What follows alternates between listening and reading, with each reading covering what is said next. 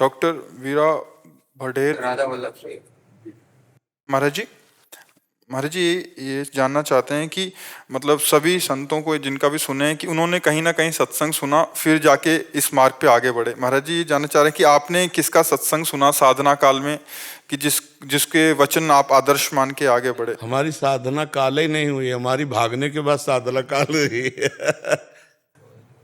आप हम जानते हैं कि आप साधना काल में पूज्यपाद उड़िया बाबा जी और भाई जी महाराज की सुने।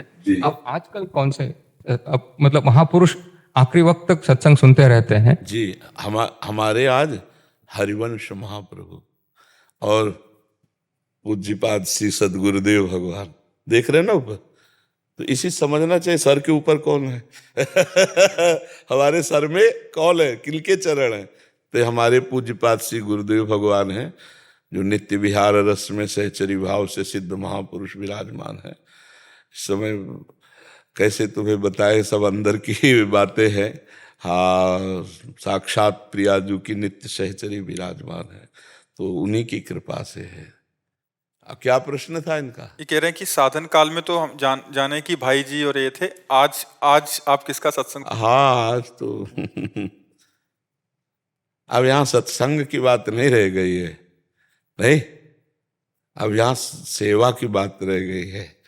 किस समय अपने गुरुदेव के साथ कौन सी परिचर्या में श्री जी के हैं, अब यहाँ ये थोड़ी रह गया, सत्संग की बात नहीं रह गई है।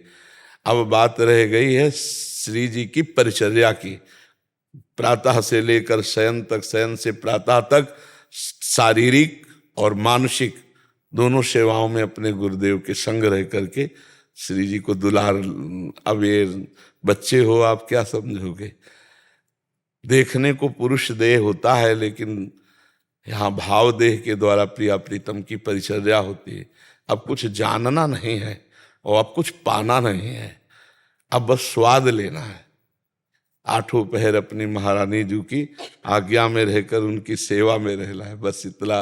अब आगे की बात जब इसमें घुसो इस मार्ग में तब जान पाओगे, नहीं तो ये बहुत गुप्त मार्ग है।